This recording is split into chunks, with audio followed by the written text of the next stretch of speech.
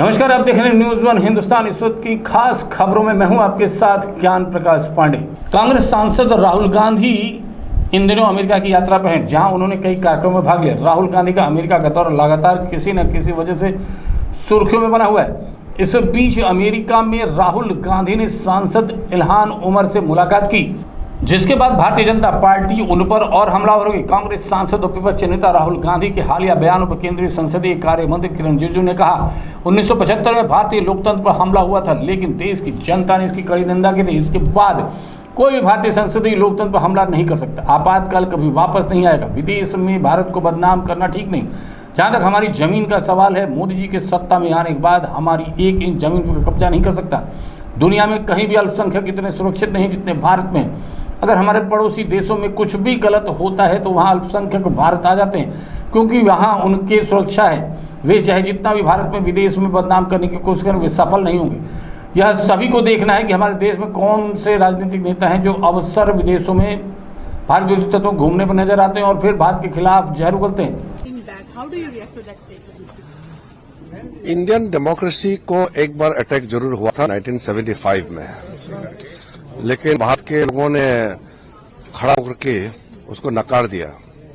तो उसके बाद से कभी भी इंडियन पार्लियामेंट्री डेमोक्रेसी और संविधान को कोई अटैक नहीं कर सका। 1975 में कॉन्स्टिट्यूशन ऑफ इंडिया और पार्लियामेंट्री डेमोक्रेसी सबको सस्पेंड किया था, लेकिन वो जो काला अध्याय है, वो डार्क चैप्टर है, वो इमरजेंसी का जमाना फिर दोबारा वापस नहीं आएगा। सर, राहुल गांधी देखिए, बाकी आप ये समझे कि विदेशों जाकर के भारत के बारे में बुरा भला कहना, भारत को बदनाम करना, ये तो ठीक नहीं है और भारत को कोई पाठ नहीं पढ़ा सकते हैं। जहां तक हमारा जमीन का सवाल है, मोदी जी के बाद हमारा 1 इंच जमीन कोई कब्जा नहीं कर पाया। मैंने विपक्ष के नेताओं को कहा था पिछली बार सदन कि समय है तो मेरा साथ चलिए।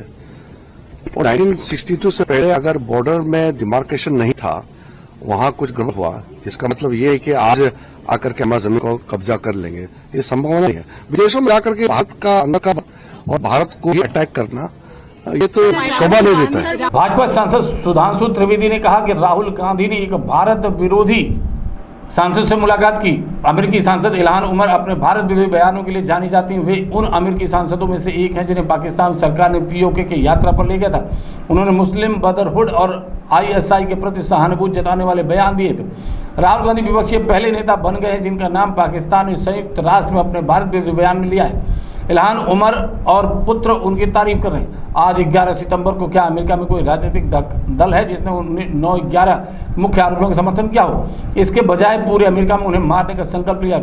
लेकिन आज जम्मू कश्मीर चुनाव में कांग्रेस का मुख्य गठबंधन कहता है अफजल गुरु की फांसी गलत थी। अफजल गुरु की पहली पुण्यतिथि पर राहुल गांधी उन लोगों के साथ खड़े थे जिन्होंने अफजल तेरे टुकड़े होंगे नारे लगाए थे, जिन्होंने किसी घोषित भारत विरोधी सांसद के साथ मुलाकात करके अपने मधुर मनोभावों की अभिव्यक्ति की है। अमेरिकी सांसद इल्हान उमर, जो भारत विरोधी वक्तव्यों और स्टैंड के लिए विख्यात ऑब्लिक कुख्यात हैं, जिनके की विषय में एक सर्वविदित सत्य है कि पाकिस्तान गवर्नमेंट के द्वारा ले जाए गए उन चुनिंदा अमेरिकी सांसदों में से एक थी जिन्हें पाक अधिकृत कश्मीर में ले जाकर पाकिस्तान की गवर्नमेंट की तरफ से विजिट कराया गया था। यह अनेक मौकों के ऊपर ऐसे बयान दे चुकी हैं जो सीधे मुस्लिम ब्रदरहुड और आईएसआई के लिए प्रत्यक्ष अथवा परोक्ष रूप से सहानुभूति दर्शाते हैं। राहुल गांधी जी भारत के इतिहास के पहले नेता प्रतिपक्ष बन चुके हैं जिनका नाम एक समय पर पाकिस्तान ने संयुक्त राष्ट्र संघ में भारत विरोधी अपने वक्तव्य में प्रयोग किया था।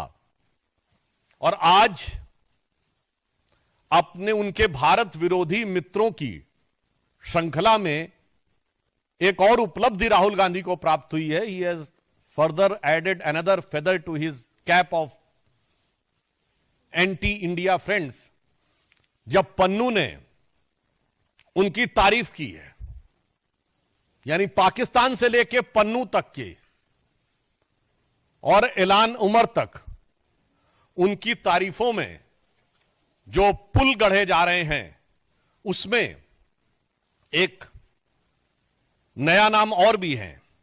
ये जनाब हैं मुशफिकुल फजल। ये वो पत्रकार हैं, आप सबको ध्यान हो, जिन्होंने व्हाइट हाउस की प्रेस कॉन्फ्रेंस में और यूएन स्पोक्स पर्सन से अरविंद केजरीवाल के बारे में, अरेस्ट के बारे में सवाल पूछा था। ये है वो महोदय।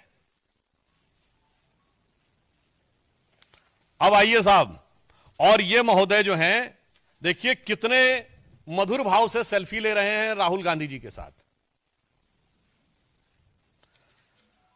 और राहुल गांधी जी और उनके चच्चा, जो बता चुके थे कि वेस्ट वाले अरब से आए हैं और नॉर्थ वाले यूरोप से आए हैं, ईस्ट वाले चाइना से आए हैं, दक्षिण भारत वाले अफ्रीका से आए हैं, ये चतुर्दिक प्रतिभा के धनी जो इनके सैम हैं, उनके साथ ये बैठे हुए हैं। अब ये ऐलान उमर के साथ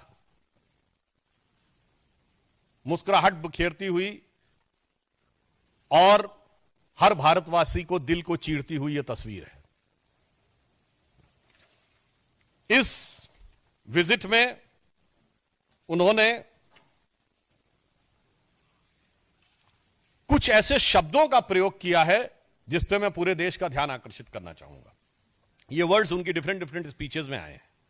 आई don't want to live in India, I doesn't value skilled people, I doesn't have the freedom of faith, Indians, as in India there are hateful peoples, Indians doesn't allow the different languages, Indian identity is not acceptable, Indian society is casteist, Indians social media influencers are for UC only, और separatist और जो कश्मीर में terror के perpetrator थे, उनका समर्थन है। Bureau report, news one Hindustan में दिल्ली। देहरादून का दिल कहे जाने वाले घंटा घर स्थित क्लॉक टावर से हुई कथित चोरी मामले में बड़ा खुलासा हुआ है।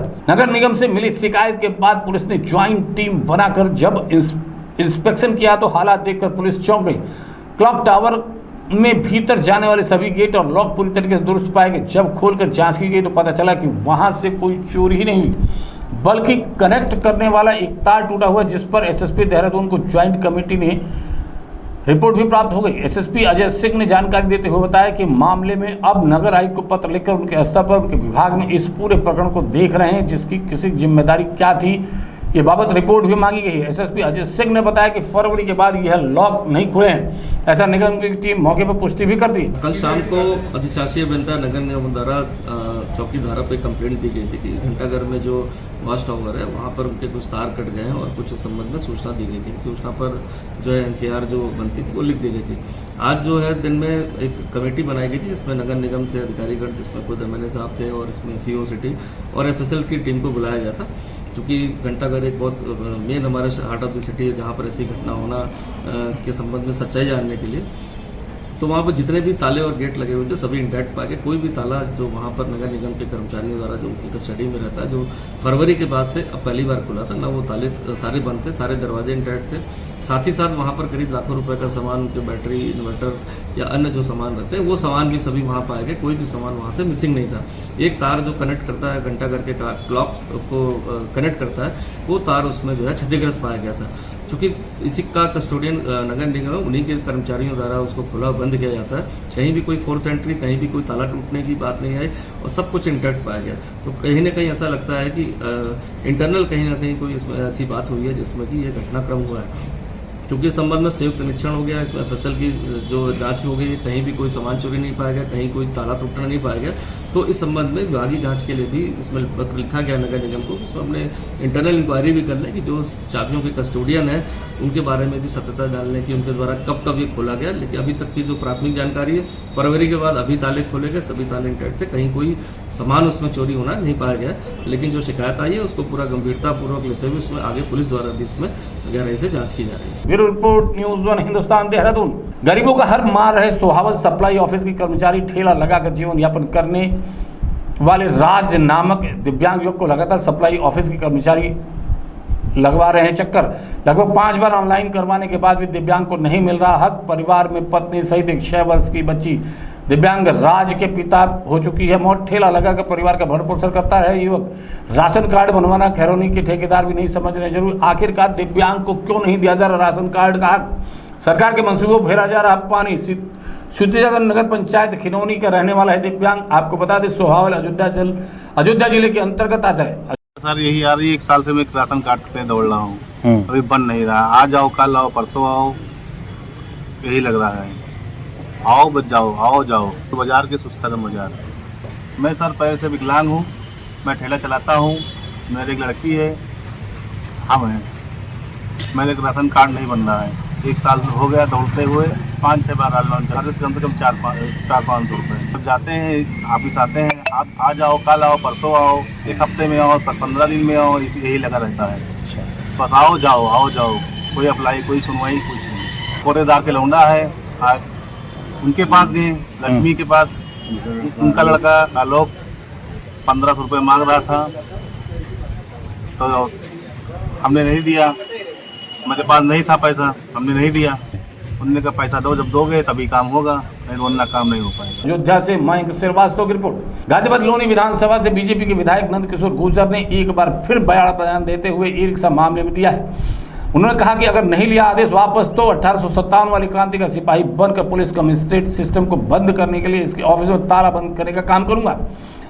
हर गरीब के साथ हूँ। कमिश्नर गाजियाबाद को 2 रूट पर शहर के अंदर ई रिक्शा का संचालन किया है बंद, जिसके बाद कल ई रिक्शा चालकों ने विरोध में दिया था ज्ञापन और लगाया था जाम। पुलिस ने एक FIR भी दर्ज की थी। ई रिक्शा भी सीज किए गए थे। विधायक बोले उपचुनाव में होगा इसका असर। जी विधायक जी, देश के यशस्वी प्रधानमंत्री माननीय नरेंद्र मोदी जी के द्वारा ई रिक्शा चालकों को एक सौगात दी गई, क्योंकि पहले रिक्शा पैर से खींचना पड़ता था। बुढ़ापे में वो अपनी रोजी रोटी कमाने में विफल हो जाते थे।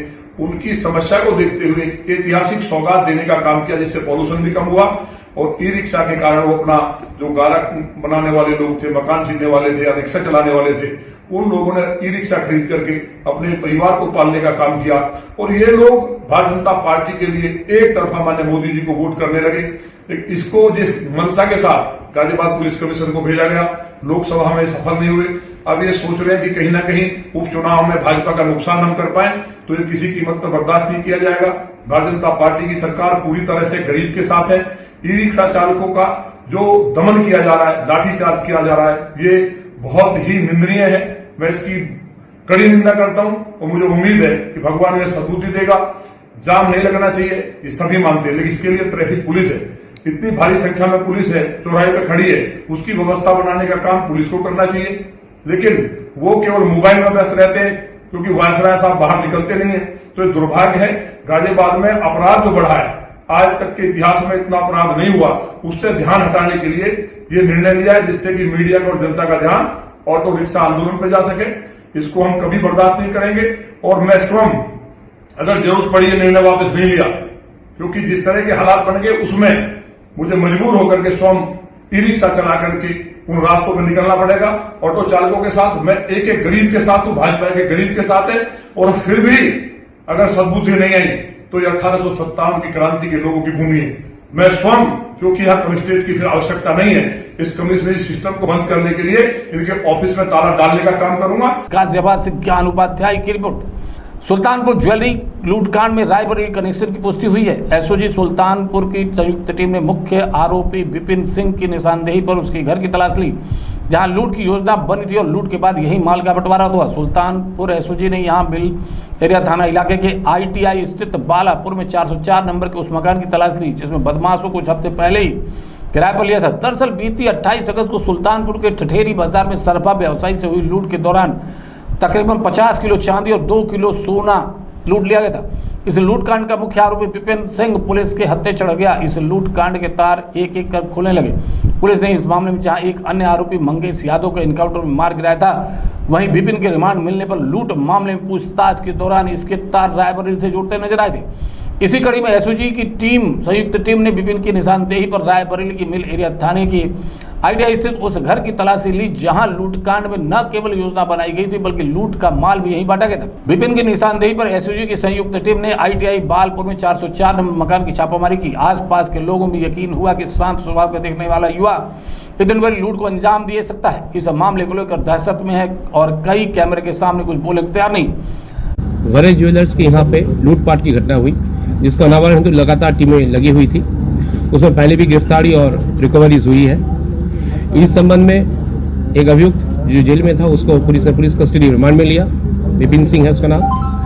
उसकी निशानदेही में तथा आज पुलिस को स्पेशल जो टिप ऑफ मिला उसके आधार में 4 अभियुक्त और गिरफ्तार किए गए, जिनका कमर्शियल नाम है दुर्गेश प्रताप सिंह, विनय शुक्ला, अरविंद यादव और विवेक सिंह।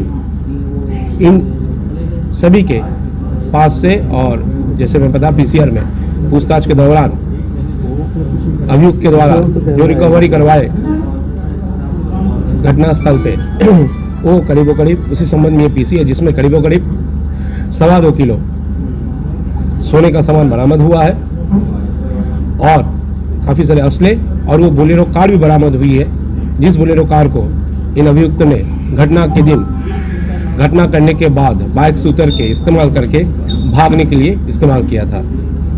बाकी जो अपराधी हैं उनसे बाकी पूछताछ और आवश्यक विधिक कार्रवाई प्रचलित है। धन्यवाद। आज के डेट में ये लोग अमेठी के आसपास से ये लोग पकड़े गए हैं और बाकी जैसे बताया ये पुलिस कस्टडी में है। रायबरेली की से वैभव सोनकर की रिपोर्ट। बने रहें खबरों में, देखते रहें न्यूज़ 1 हिंदुस्तान। नमस्कार। आप देख रहे हैं न्यूज़ 1 हिंदुस्तान।